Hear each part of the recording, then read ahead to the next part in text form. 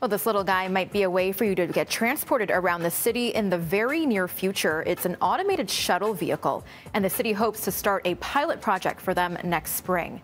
They'll seat up to 8 passengers, and an onboard safety operator will be able to take control when needed. The trial will run for about 12 months. It'll first run in the Rouge Hill neighborhood and take passengers to the Rouge Hill GO station. And business editor Richard Southern joins us now. And Richard, this isn't good news for Ontarians. Hydro bills appear to be going up. Since when do we ever do a story about hydro rates going down? It never happens, does it? So here we go again. Rates going up in November, 2%. It's going to mean the average household will be paying about $2.50 more a month. So it's not huge, but it's just, adding to the pile. Here's the real interesting thing you have to know, though, about what's going to happen with your hydro bill. Since the start of the pandemic, we've been paying a flat rate. That's going to end, though, and we're going to have two choices to make.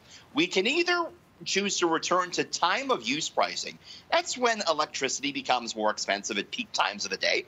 Or we can choose a tiered pricing system that bills you at a lower rate for the first 1,000 kilowatt hours and then a higher rate after you've used that amount.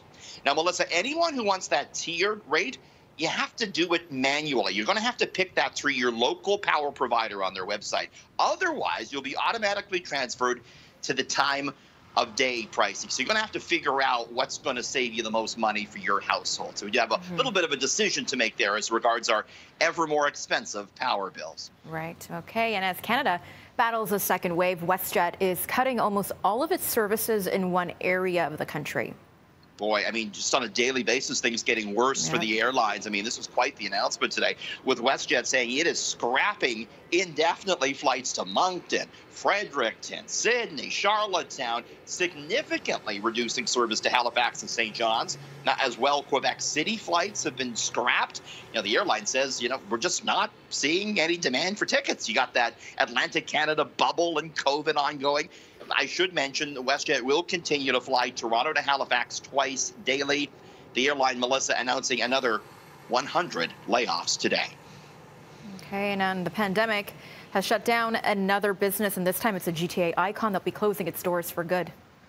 Palladium, Mississauga. Did you ever go, Melissa? Yeah, long time ago, for sure. Yeah, I think we used to go when we were in high school. I mean, this was an epic place. A lot of birthday parties being held there. This is near Square One. It was video games galore inside, outside. They had batting cages and bumpered cars and go-karts. Anyways, Palladium says it's going to shut down on November 1st permanently. Another victim, it seems, of the COVID-19 pandemic. This is owned by Cineplex, which has its own Rec Room entertainment center, so maybe it was sort of cannibalizing that. But there we go, another iconic business being bumped out of the way because of the pandemic. Hey, Melissa, you and I are back around 6:40. We're going to talk to another universe where COVID doesn't exist. We don't have to wear masks. I'm going to talk to a Torontonian who's moved to New Zealand. You're never going to believe what his experience is like there. We'll talk to him at 6:40. Looking forward to it. Thanks, Richard.